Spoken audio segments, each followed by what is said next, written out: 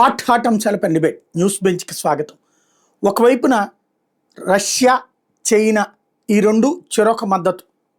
రష్యానేమో భారత్ ఉగ్రవాదం మీద పోరాటానికి మద్దతు ఇస్తానంది. చైనానేమో పాకిస్తాన్ చేస్తున్నటువంటి పాకిస్తాన్కి యుద్ధ పరిస్థితి వస్తే మద్దతు ఇస్తానని ప్రకటించింది. ఇవాళే ఈ రెండు పరిణామాలు జరిగినాయి. మరొక వైపున ఇప్పటికీ ఇన్సిడెంట్ జరిగి చాలా రోజులయ్యింది. అసలు ఏం చేస్తున్నారు అన్నది ఎవరికి అర్థం కావట్లేదు. అనేక దఫాలు త్రివిధ దళాలకు సంబంధించినటువంటి అధికారులతో మంతనాలు జరుగుతున్నాయి. ఇవాళ కూడా ప్రధానమంత్రి మీటింగ్ ఏర్పాటు చేస్తున్నారు. అదే సందర్భంలో విపక్షాల కామెంట్లు సహజంగా నడుస్తున్నాయి. అంతర్జాతీయ ఒత్తిళ్లు సాగుతున్నాయి. అసలు ఏం జరిగే అవకాశం ఉంది? ఒకవేళ వాతావరణం కనుక సీరియస్ అయితే భారత్ ఏ మేరకు తట్టుకోగలిగిన శక్తి ఉంది? భారత్ దాడి చేయగలిగినటువంటి సందర్భంలో మిగతా దేశాల యొక్క ఇంపాక్ట్ ఎలా ఉంటుంది? ఆ సందర్భంలో ఏం చేయాల్సి ఉంటుంది? ఈ అంశానికి సంబంధించి మాట్లాడేది ప్రస్తుతం మనతో సైన్యంలో ఉన్నటువంటి వాళ్ళకే ఈ అవగాహన ఉంటుంది. అక్కడ జరిగిన పరిస్థితులు, జరుగుతుండేటువంటి పరిస్థితులు మేజర్ శ్రీనివాస్ ప్రస్తుతం మనతో పాటు లైవ్లో జాయిన్ అవుతున్నారు. నమస్తే అండి. నమస్తే అండి. ఇంతవరకు యాక్షన్కి సంబంధించి సైన్యం అక్కడ చెక్ చేస్తోంది అడవుల్లో. అదే సందర్భంలో పాకిస్తాన్ అట్టించి కాల్పులు జరుపుతోంది, మనం రిటాలియేషన్ చేస్తున్నాం, ఇవన్నీ జరుగుతున్నాయి. అసలు ఏం జరిగే అవకాశం ఉందని భావించవచ్చు ప్రజలు? ప్రస్తుతం జరుగుతున్నటువంటి అంశాలను ఒకసారి అనలైజ్ చేసుకుంటే మన సైన్యం యొక్క ప్రయత్నాలు రెండు దిశలుగా కొనసాగుతున్నాయండి. ఒకటి, ప్రధాని గారు ఈ ఇన్సిడెంట్, పహల్గామ్ ఇన్సిడెంట్ కి కారణమైనటువంటి మిలిటెంట్లు ఎవరైతే ఉన్నారో ఆ తీవ్రవాదులు, వాళ్ళు ప్రపంచంలో ఎక్కడున్నా సరే వెతికి పట్టుకుని వాళ్ళని మట్టు పెడతాం అని చెప్పి ఒక స్టేట్మెంట్ ఇవ్వడం జరిగిందండి. ఆ దిశగా ఒకటి అడుగులు వేస్తున్నది మన సైన్యం. వాళ్ళేమో మొదట పహల్గామ్ నుంచి అడవుల్లోకి పారిపోయారు, తర్వాత శ్రీలంక పారిపోయారు. ఇలాంటి రకరకాలైనటువంటి స్పెక్యులేషన్స్ అయితే నడుస్తున్నాయి. ఒకటైతే వాస్తవం, వీళ్ళ గురించి వేట అయితే కొనసాగుతుంది, ఆపరేషన్ అయితే కొనసాగుతుంది. ఆ దిశగా అడుగులు వేస్తున్నాయండి. రెండోది మనం చూసుకున్నట్లయితే ఒక శాశ్వత పరిష్కారం ఉగ్రవాదానికి ఈ పాకిస్తాన్లో, పాక్ ఆక్యుపైడ్ కాశ్మీర్లో పాకిస్తాన్ ద్వారా నడుస్తున్నటువంటి ఉగ్రవాద ప్రేరేపిత చర్యలు ఏదైతే ఉన్నాయో ఆ చర్యల ద్వారా కాశ్మీర్లో ఉన్నటువంటి అడ్మినిస్ట్రేషన్ కి ఆ విఘాతం కలుగుతుంది. కాబట్టి అలాగే ఇలాంటి చర్యలు, ఉగ్రవాద చర్యలు అనేటువంటి రిపీటెడ్ గా భారతదేశంలో జరుగుతున్నాయి. కాబట్టి దానికి ఒక శాశ్వత పరిష్కార దిశగా మరొక వైపు చర్యలు జరుగుతున్నాయండి. అంటే ప్రస్తుతం వరకు జరిగినటువంటి యొక్క డెవలప్మెంట్స్ ని బట్టి ఈ రెండు కంక్లూజన్స్ కి మనం రావచ్చు. ఒకటేమో ఉగ్రవాదుల్ని, ఈ పహల్గామ్ ఇన్సిడెంట్ కారణమైనటువంటి వ్యక్తుల్ని చంపి ఆ యొక్క ప్రతీకారం తీర్చుకోవడం, but that is not the solution. Second one is ఆ యొక్క ఉగ్రవాదానికి ఒక శాశ్వత పరిష్కారము పాక్ ఆక్యుపైడ్ కాశ్మీర్ ఆక్యుపై చేసుకోవడమా, లేకపోతే అక్కడ ఉన్నటువంటి ఉగ్రవాద స్థావరాల మీద సర్జికల్ స్ట్రైక్స్ చేయడమా, లేకపోతే పాకిస్తాన్ ని ప్రపంచంలో ఒంటరిని చేస్తూ ఈ ఉగ్రవాదానికి దీనికి ఉన్నటువంటి లింక్స్, అది కూడా ఒక పక్కన జరుగుతుందండి, లింక్స్ ఎస్టాబ్లిష్ చేయడం, ఇవన్నీ కూడా చేయడం అనేటువంటిది మనకి స్టెప్ బై స్టెప్ ఆలోచించుకుంటూ అన్ని దిశలుగా మనం అడుగులు వేస్తూ, at the same time Pakistan గనక ఏదైనా సరే దుందుడుకు చర్య కనుక చేపట్టి మన మీద ఏదైనా అటాక్ చేసినా, లేదా మనం చేస్తున్నటువంటి సర్జికల్ స్ట్రైక్స్ కి ప్రతీకారంగా అది ఏదైనా మేజర్ మిలిటరీ ఆపరేషన్ చేపట్టినా దాన్ని ఎదుర్కొనే దిశగా మనం అడుగులు వేస్తున్నాం. ఇటు డిఫెన్సివ్ అటు అఫెన్సివ్ గా కూడా యాక్షన్స్ అనేటువంటి నడుస్తున్నాయండి. ఇక్కడ ప్రధానమంత్రి స్టేట్మెంట్ తర్వాతన నిన్న కూడా మళ్ళీ రాజ్నాథ్ సింగ్ స్టేట్మెంట్ ఇచ్చారు. సరైనటువంటి బుద్ధి చెప్తాము, దాని మూలాలని అంతం చేస్తామని. తీవ్రవాదం లాంటి వ్యవహారంలో మూలాలు అంతం చేయడం సాధ్యమయ్యే పనేనా? ఖచ్చితంగా సాధ్యమైనటువంటి పని అండి. కారణం ఏంటి అంటే మనకి రూట్ కాజ్ ఎక్కడుందో తెలుసండి. ఇక్కడ రూట్ కాజ్ మనకి ప్రపంచంలో ఉన్నటువంటి ఉగ్రవాదాన్ని భారతదేశం అంతం చేయడం ఇమీడియట్ గా సాధ్యం అవ్వకపోవచ్చు, కానీ పాకిస్తాన్ ప్రేరేపిత ఉగ్రవాదం ఏదైతే ఉందో దాన్ని మనం మూలాలతో పెకిలించేటువంటి యాక్షన్ ఖచ్చితంగా చేయగలం. కారణం ఏంటి అంటే పాక్ ఆక్యుపైడ్ కాశ్మీర్ ఏదైతే ఉందో అండి, ఆ పాక్ ఆక్యుపైడ్ కాశ్మీర్ అనేటువంటిది పాకిస్తాన్ ఆక్రమించిన తర్వాత ఒక ప్రాక్సీ వార్ స్టార్ట్ చేసింది. ఆపరేషన్ తుపాక్ 1988లో స్టార్ట్ చేసినటువంటి ఆపరేషన్. ఈ ఆపరేషన్ తుపాక్ ద్వారా ఇదేం చేస్తుంది అంటే డైరెక్ట్ గా వార్ చేసేటువంటి ఆ యొక్క ధైర్యం సరిపోక 1947లో ఓడించాం, 1965లో ఓడించాం, అలాగే బంగ్లాదేశ్ లిబరేషన్ కూడా 71లో మనం చేసాం. ఈ అన్ని వార్స్ లో కూడా పాకిస్తాన్ చిత్తుగా ఓడిపోయింది. కాబట్టి పాకిస్తాన్ కి నేరుగా కన్వెన్షనల్ వార్ఫేర్ చేసేటువంటి ఆ యొక్క ధైర్యము, శక్తి సామర్థ్యాలు లేవు అనేటువంటి విషయాన్ని వాళ్ళు కూడా అంగీకరించకపోయినప్పటికీ వాళ్ళకి ఆ విషయం తెలుసు. అందుకే వాళ్ళు ఏం చేశారంటే ఒక ప్రాక్సీ వార్ స్టార్ట్ చేశారండి. ఒక ప్రాక్సీ వార్ స్టార్ట్ చేసి ఆపరేషన్ తూపాక్ పేరుతో 1988లో యొక్క inter services intelligence agency, Pakistan యొక్క సీక్రెట్ సర్వీస్ అయినటువంటి ఐఎస్ఐ ఏం చేసింది అంటే ఉగ్రవాదుల్ని ప్రేరేపిస్తూ వాళ్ళకి శిక్షణ ఇస్తూ సీమాంతర ఉగ్రవాదాన్ని కాశ్మీర్ లో ప్రేరేపిస్తూ ఇక్కడ ఉన్నటువంటి అడ్మినిస్ట్రేషన్ మొత్తం ఇండియన్ అడ్మినిస్ట్రేషన్ ని, కాశ్మీర్ అడ్మినిస్ట్రేషన్ ని డిస్టర్బ్ చేస్తూ జిహాద్ని ప్రోత్సహిస్తూ ఇంటర్నేషనలైజ్ చేయాలి, కాశ్మీర్ ఇష్యూని ఇంటర్నేషనలైజ్ చేయాలి అనేటువంటి ఉద్దేశంతో ఈ ఆపరేషన్ ప్రారంభించిందండి. అందుకే మనకి 1980s లోను 90s లోను కనుక చూసినట్లయితే విపరీతంగా 90s దగ్గరికి వచ్చేసరికి కాశ్మీరీ పండితుల మీద మనకు దాడులు చేయడం ఇవన్నీ కూడా మనకు కనిపించాం.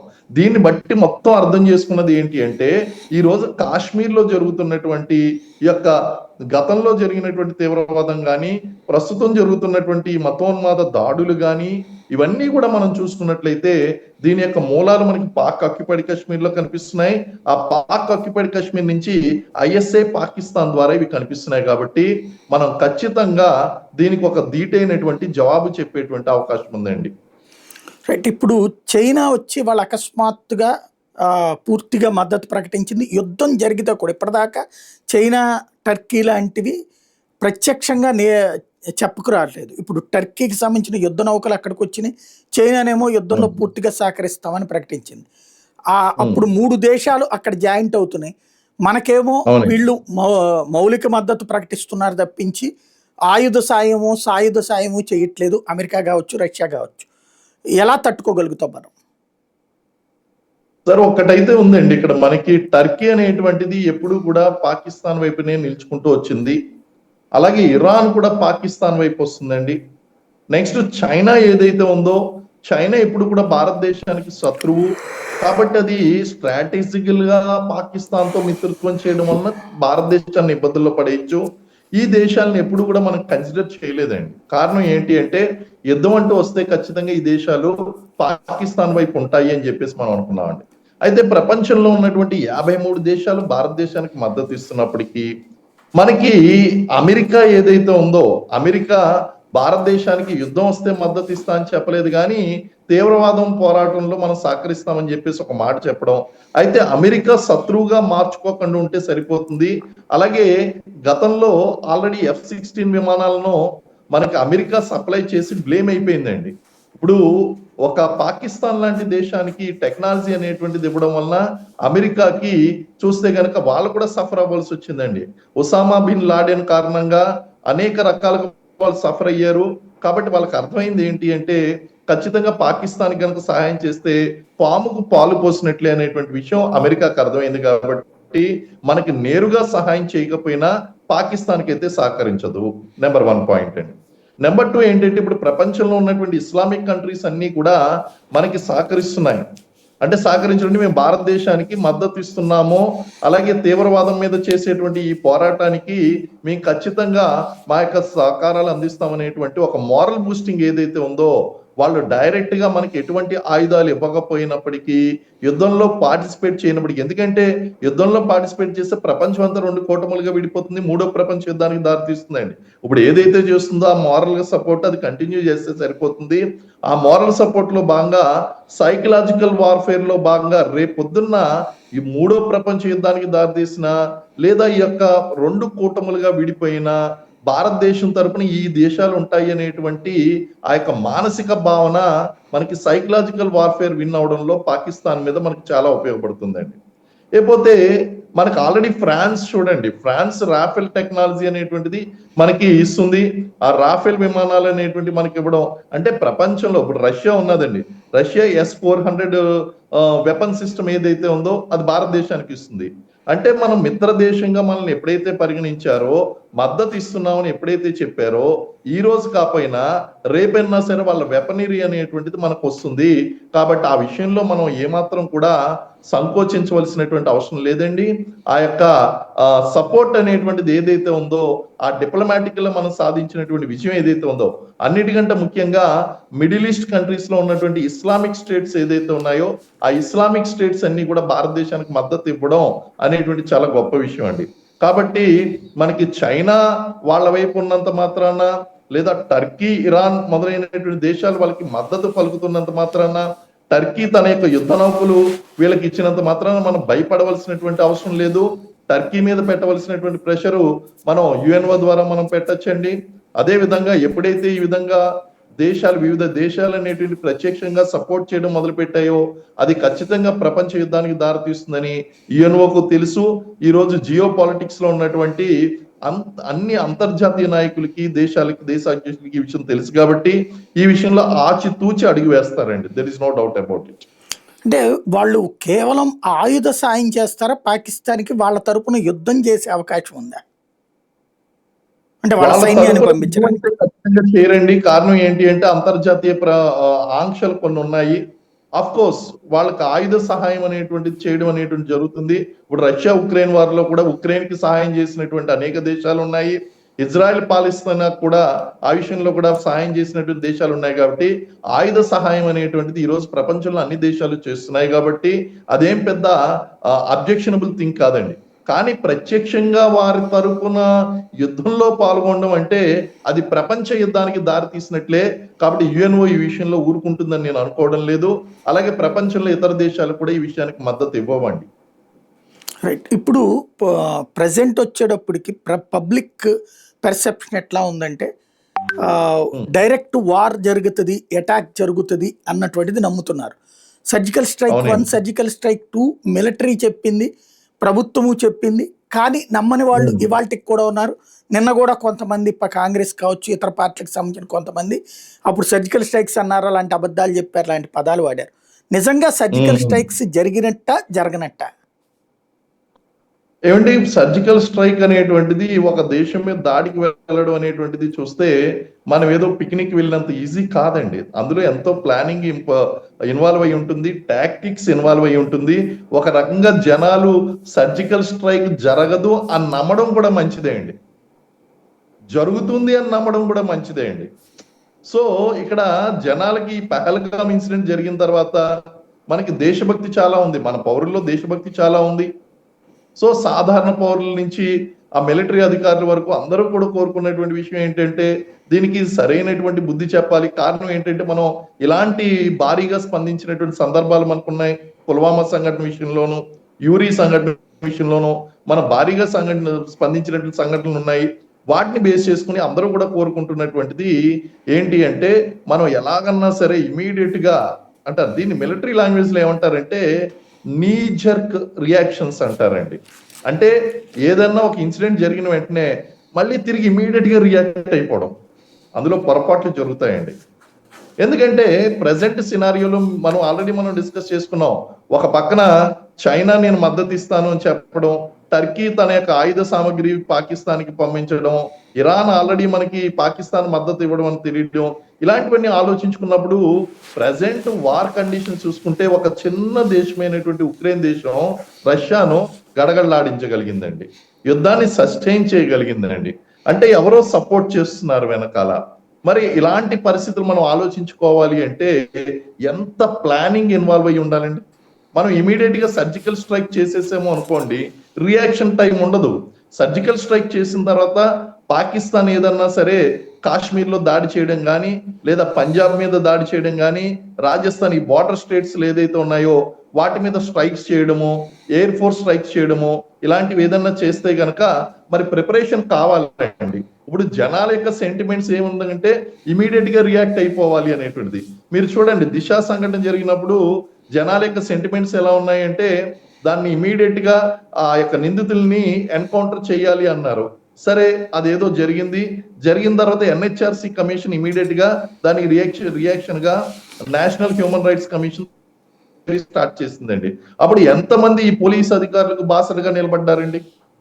సో జనాలకి ఎమోషన్స్ అనేటువంటివి ఉంటాయి. But ordinary people always think emotionally. The reason ఏంటంటే మన యాక్షన్స్ కి ఎమోషన్స్ ఎప్పుడైతే జోడిస్తామో పెర్ఫెక్ట్ రిజల్ట్ రాదండి. ఎమోషన్ అనేటువంటిది లాంగ్ రన్ లో సస్టైన్ కావాలి.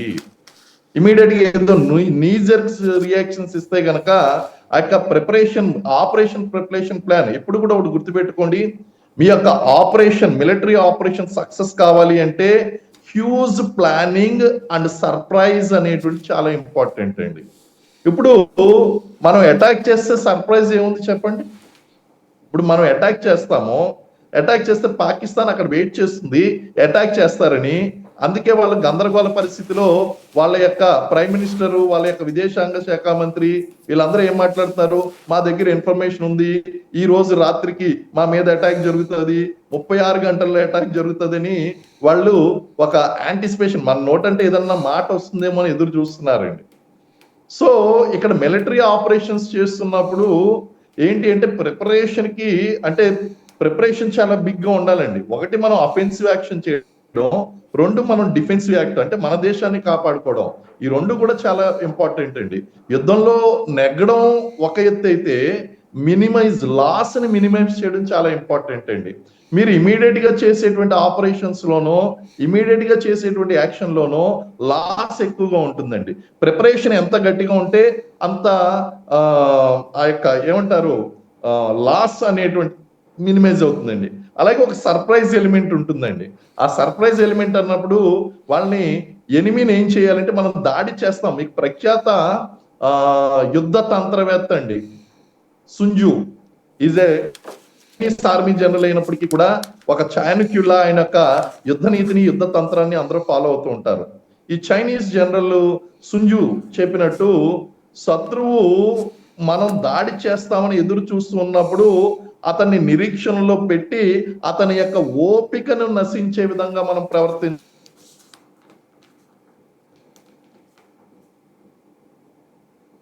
వాళ్ళ మీద దాడి చేయాలి అని చెప్పి సుంజు చెప్తాడండి. ఇవన్నీ కూడా టాక్టిక్స్ అండి. కాబట్టి మనం ఏదైతే ఇప్పుడు మనం చేస్తున్నామో దాని గురించి మన ఎమోషన్స్ అనేటువంటి జోడించకుండా మనం వెయిట్ చేయాలి. మిలిటరీ ఆపరేషన్స్ అనేటువంటి ఆర్మర్డ్ ఫోర్సెస్ కి వదిలేశారు, పూర్తి స్వేచ్ఛను ఇచ్చారు. అక్కడ మన నేతలు అనేటువంటి వాళ్ళు ఖాళీగా కూర్చోవడం లేదు, వివిధ భేటీ అంటే ఏదో జరుగుతుంది లేదా ఏదో జరుగుతున్నట్టుగా కనిపిస్తుంది. కాబట్టి మనం మన యొక్క రొటీన్ పనులు ఏదైతే ఉన్నాయో వాటిని చేసుకుంటూ ఉండడంలోనే మన విజయం ఉంటుంది. బట్ అటువంటి సిచ్యువేషన్ వస్తే మన వాళ్ళు ఖచ్చితంగా మనకి ఇన్ఫార్మ్ చేస్తారు. అలాంటి నేషనల్ ఎమర్జెన్సీ కనుక వస్తే మనకి ఇన్ఫార్మ్ చేస్తారండి. But I'm telling you, I can anticipate with my analysis. దీంతో నేను యాంటిసిపేట్ చేయగలను. There will be a bigger action, there will be a surprise action, there will be a most satisfied result అనేటువంటిది ఉంటుందండి ఖచ్చితంగా. కానీ మనం ఎప్పుడు ఎక్కడ ఎలా అనేటువంటిది దాన్ని సీక్రెట్ గానే ఉంచుతారు. Let us wait and see అండి. ఈ లోపల మనం కొంచెం ఇలా జరుగుతుంది అలా జరుగుతుంది అని అనుకోవడం సహజమే, అది తప్పులేదు. అందులో భాగంగానే మనం ఎన్లైటింగ్ చేస్తున్నాం అండి. ఈ రోజు నేను ఎన్లైటింగ్ చేయడానికి గల కారణం ఏంటి అంటే సామాన్య ప్రజలకు కూడా అర్థమయ్యే విధంగా నేను ఇప్పుడు ఎక్స్ప్లెయిన్ చేశానండి. కాబట్టి మనం ఏది కూడా ఒక అంచనాకు రావద్దు. ఇది జరుగుతుంది, జరగట్లేదు, లేట్ అవుతుంది, లేట్ అవ్వట్లేదు. Leave those tactics to the military commanders and the top leaders of the nation. Right. ఇప్పుడు పాకిస్తాన్లో జరుగుతున్నటువంటి బెలూచిస్తాన్లో జరుగుతున్న గొడవలు కావచ్చు, సింధులో తిరుగుబాటు కావచ్చు, లేకపోతే ఖైబర్ పఖ్తూనా దగ్గరన తాలిబాన్లు చేస్తున్నటువంటి హడావిడి కావచ్చు, ఇమ్రాన్ ఖాన్ గ్రూప్ వివాదం కావచ్చు, ఇవి భారత్ సృష్టించినట్ట లేదా మనం ఇక్కడ చేస్తామన్న ఉద్దేశంతో వాళ్ళ దేశంలో వాళ్ళు ధైర్యంగా వాళ్ళ మీద వ్యతిరేకించి తిరుగుబాట్లు చేస్తున్నట్టు అనుకోవాలా?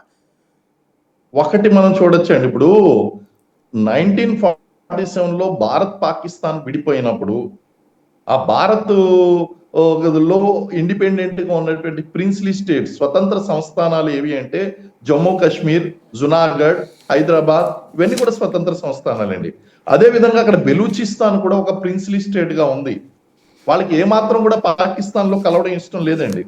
మరి ఈ రోజు మనం ఏమి సృష్టించినటువంటి సమస్య కాదే బెలూచిస్తాన్ ప్రాబ్లం అనేటువంటిది.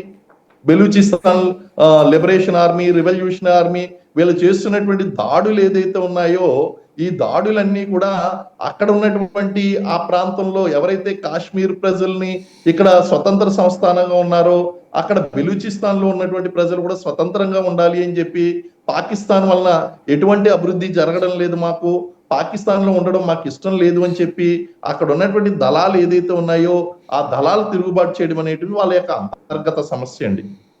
ఇప్పుడు ఆ అంతర్గత సమస్యను తీసుకొచ్చి మనకి జోడించి మనం ప్రాబ్లమ్స్ క్రియేట్ చేస్తున్నాం అని చెప్పడం అనేటువంటిది భారత్ ని బ్లేమ్ చేయడం లాంటిదండి. ఇప్పుడు ఇమ్రాన్ ఖాన్ గారు ఉన్నారు, ఆయన ఏమంటున్నాడు, మీరు భారతదేశంతో గొడవ పెట్టుకోవడం అనేటువంటి తప్పు, మీరు అనవసరంగా గొడవ పెట్టుకుంటున్నారు, ఇది సమయం కాదు, ఉగ్రవాదం తప్పు మీ దగ్గర పెట్టుకున్నారు, మీరు ఈ రోజు పాకిస్తాన్ లో ఉన్నటువంటి సమస్యలు అనేటువంటి అనేక ఉన్నాయి, దాన్ని వదిలిపెట్టి మీరు భారత్ మీద వెళ్ళడం తప్పు అనేటువంటి ఆ వాక్యాల్లో కూడా ఆయన ఒక విజనరీ అండి. ఆయన ఒక విజనరీ.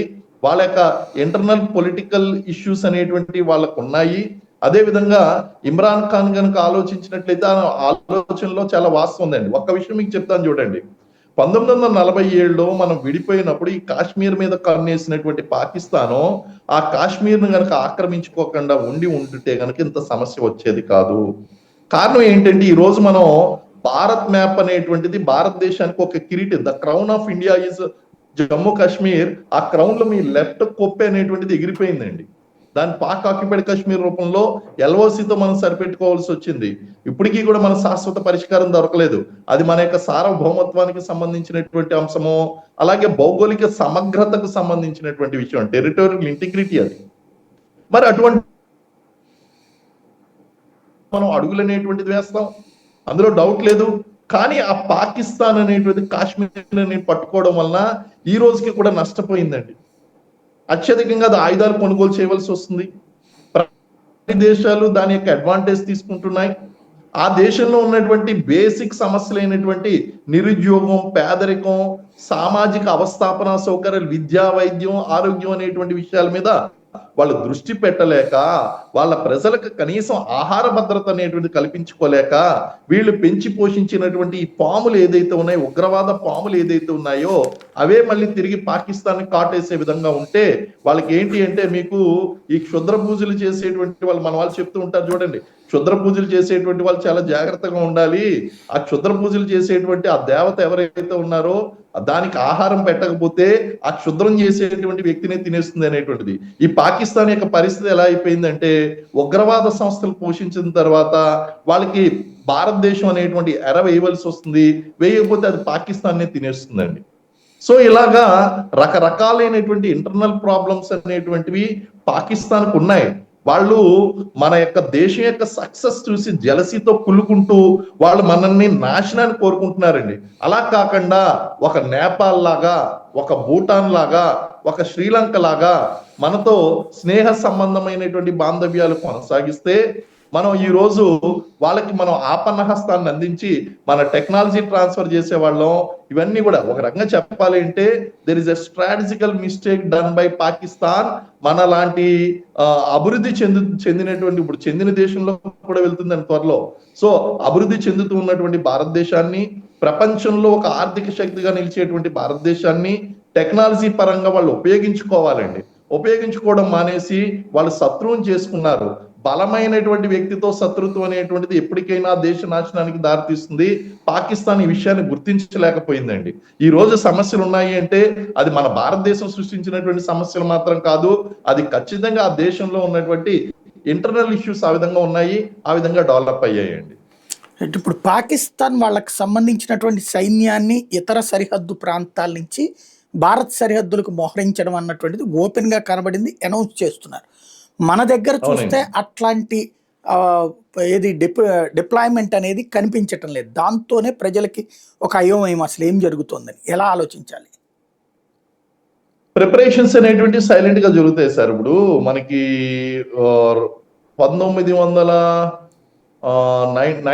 2000లో పార్లమెంట్ మీద అటాక్ జరిగిందండి. అటాక్ జరిగినప్పుడు మనం ఆల్మోస్ట్ ఆల్ పంజాబ్ ఏరియాలో స్ట్రైక్ చేయండి.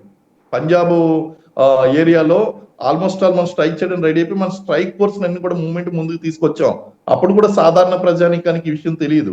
మూమెంట్స్ అనేటువంటివి జరుగుతూనే ఉంటాయండి. ఆ విధంగా మనం వేసుకున్నటువంటి ప్లాన్ బట్టి మనం చేస్తూ ఉంటాం. అందుగురించి ఇందాక ఒక మాట అన్నాను, వీ డోంట్ గివ్ నీ జర్క్ రియాక్షన్స్. అంటే నీ జర్క్ రియాక్షన్స్ అనేటువంటి ఇవ్వకుండా ఒక దీర్ఘకాలికమైనటువంటి ప్లాన్ తో ఆ యొక్క టైము అన్ని కూడా డిసైడ్ అయిపోయి ఉంటాయండి. దాని ప్రకారమే మన వాళ్ళు చేస్తారు.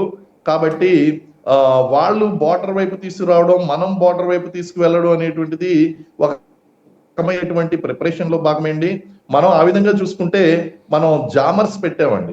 అంటే పాకిస్తానీ ఎయిర్ ఫోర్స్ కనుక ఏదన్నా యాక్షన్ కనుక చేస్తే వాళ్ళ నావిగేషన్ కన్ఫ్యూజ్ చేసేటువంటి జామర్స్ మొత్తం బార్డర్ మొత్తం పెట్టేసామండి. అలాగే ఐఎన్ఎస్ విక్రాంతం తీసుకొచ్చి బంగాళాఖాతంలో తీసుకొచ్చామండి. అలాగే మన యొక్క మూమెంట్స్ ఏదైతే ఉన్నాయో మన సీక్రెట్ మూమెంట్స్ అనేటువంటి నడుస్తున్నాయి. అది బయట ప్రజానికానికి తెలియనివ్వడం లేదు, తెలియవలసినటువంటి అవసరం లేదు, తెలియడం మంచిది కూడా కాదండి. కాబట్టి ఈ ప్రిపరేషన్ అనేటువంటిది ఖచ్చితంగా జరుగుతుందండి. ఎందుకంటే మన దేశ సార్వభౌమత్వాన్ని, టెరిటోరియల్ ఇంటిగ్రిటీని కాపాడవలసినటువంటి ఇంచు భూమి కూడా లాస్ అవ్వకుండా ఆ బాధ్యత దేశ రాష్ట్రపతి మీద అలాగే ప్రధాని మీద ఆధారపడి ఉంటుందండి. కాబట్టి ఈ రాష్ట్రపతి, ప్రధానమంత్రి త్రివిధ దళాలతో కూడినటువంటి ఈ బృందం ఏదైతే ఉందో ఖచ్చితంగా they will do their job and Pakistan కి ధీటైనటువంటి జవాబులు చెప్పడం అనేది జరుగుతుంది. మనం ఒకవేళ అటువంటి చర్యలు చేపట్టకపోతే దేశం నష్టపోతుందండి. కాబట్టి అటువంటి చర్యలు చేపట్టకుండా ఎవరు ఉండరు, ఖచ్చితంగా చేపడతారండి. ఫైనల్ గా ఒక్కటి చెప్పండి. ఇప్పుడు రష్యా వార్ బిగిన్ చేస్తే ఉక్రెయిన్ 3 ఏళ్లు పట్టింది, ఇంకా కొనసాగుతూనే ఉంది. అదే సందర్భంలో ఇజ్రాయెల్ పాలస్తీనా మీద అటాక్ చేశాక 1.5 అయిపోయింది, ఇంకా సాగుతూనే ఉంది. అట్లాంటి లాంగ్ స్టాండింగ్ వార్ వల్ల ఆ 2 దేశాలు కూడా ఫైనాన్షియల్ గా స్ట్రగుల్ అవుతున్నాయి, పెద్ద దేశాలు అయ్యి. అట్లాంటి సిచ్యుయేషన్ రావాలని భారతదేశం మీద పాకిస్తాన్ కోరుకుంటుంది, లేదా చైనా, అమెరికా కూడా కోరుకుంటుండొచ్చు. మనం అసలు ఎంతకాలం ఇది హ్యాండిల్ చేయగలుగుతాం, అవసరం ఉంటుందా? అందుకే నేను అన్నాను, నీ జర్క్ రియాక్షన్ అవడం వల్ల ఏం జరుగుతుంది. మీరు అన్నట్టు మనం ఈరోజు యుద్ధం స్టార్ట్ చేయడం చాలా ఈజీ, దాన్ని ఆపడమే చాలా కష్టం అండి. సో ఒక చిన్న దేశం అన్ని సంవత్సరాలు సస్టైన్ కాగలిగింది ఉక్రెయిన్. దానికి ఆయుధాలు ఆఖరికి పాకిస్తాన్ సహా సప్లై చేశాయి. సో ఈ విధంగా కనుక చూస్తే మనకి యుద్ధం అంటూ వస్తే గనక లాంగ్ వార్ నడుస్తుంది. కాబట్టి భారతదేశము శాంతి కోరు దేశము అయినప్పటికీ కూడా without compromising our sovereignty and territorial integrity అండి. కాబట్టి మనం తీసుకునేటువంటి యాక్షన్ కూడా చాలా ఆలోచించి స్టెప్ బై స్టెప్. ఇప్పుడు బురదలో ఉన్నటువంటి వాడికి నష్టం ఏం లేదండి, లేదా బయట ఉన్నటువంటి గాజు భవంతి బయట ఉన్నటువంటి వాడికి నష్టం ఏం లేదు. ఎవరికి నష్టం అంటే బయటుండి ఆ గాజు గ్లాస్ బిల్డింగ్ మీద రాయిసిరేవాడికి, అంటే ఆ గ్లాస్ బిల్డింగ్ కి నష్టం. బురద బయట ఉండి ఈ బురదలోకి లాగుతున్నాడు చూడండి, బురదలోకి లాగబడేటువంటి వ్యక్తి ఎవరైతే ఉన్నారో ఆ వ్యక్తి నష్టం అండి. So we're in safe place, we're in development situation లో చాలా హైగా ఉన్నాం, దెర్ ఈస్ నో కంపారిజన్. కాబట్టి పాకిస్తాన్ ఖచ్చితంగా మీరు అన్నట్టు ఇలాంటి లాంగ్ అవుట్ స్టాండింగ్ వారికి లాగడం కోసం ప్రయత్నిస్తుంది. దాన్ని ఎగదోస్తుంది కూడా చైనా, దాన్ని ఎగదోస్తుందండి ఖచ్చితంగా. కారణం ఏంటి అంటే ఈ విధంగా ఎగదోయడం వలన దానికి ప్రయోజనం ఉంటుంది, చైనాకి ప్రయోజనం ఉంటుంది. అది ఇండైరెక్ట్ గా భారతదేశం మీద ఒత్తిడిని సృష్టించవచ్చండి. కాబట్టి ఇవన్నీ కూడా మనం ఆలోచించుకునే మన నాయకులు చాలా మెచ్యూర్డ్ డెసిషన్స్ తీసుకుంటున్నారు. అందు గురించే సామాన్య ప్రజానికానికి మనం తీసుకునేటువంటి డెసిషన్ ఏదైతే ఉందో అది ఇమీడియట్ గా వాళ్ళకి సాటిస్ఫై కావడం లేదు. కాబట్టి definitely we will take a excellent decision by keeping the country's safety as well as prosperity అండి. మళ్ళీ యుద్ధం అంటూ వస్తే భారతదేశం 20-30 సంవత్సరాలు వెనక్కి వెళ్ళిపోతుందండి. ఇంకా ఎంత వెనక్కి వెళ్ళిపోవచ్చు కూడా మనం చెప్పలేము. కాబట్టి మనం చాలా ఆచితూచి అడుగులేస్తున్నాం. అట్ ది సేమ్ టైం ఆ ఉగ్రవాదులకు బుద్ధి చెప్తాం, ఉగ్రవాదాన్ని అణచివేస్తాం, డిప్లొమాటికల్లీ మనం విజయం సాధిస్తాం. ఆ దిశగానే మన యొక్క ప్రయత్నాలు జరుగుతున్నాయి. ఇంత డిఫికల్ట్ ఛాలెంజెస్ ఉన్నాయి కాబట్టి ఇది టైం పడుతుందండి. థ్యాంక్ యూ వెరీ మచ్ అండి. ఇది పరిస్థితి. ఓవరాల్గా యుద్ధం అనేటటువంటిది అనివార్యమా, లేకపోతే మనం ప్రత్యక్షంగా చెయ్యకుండానే అవతల వాళ్ళని దారికి తేవడమా? ఈ రెండిట్లో ఏం జరుగుతుంది అన్నటువంటిది, ఆ వ్యూహాలేంటి, విజయం ఏంటి, పరాజయం ఏంటి, జరుగుతున్న పరిణామాలు ఏంటి అన్నటువంటిది ప్రత్యక్షంగా చూడాల్సినటువంటి అవసరం ఉంది. ఒక అంశానికి సంబంధించినటువంటి భిన్న కోణాలు ఇవి.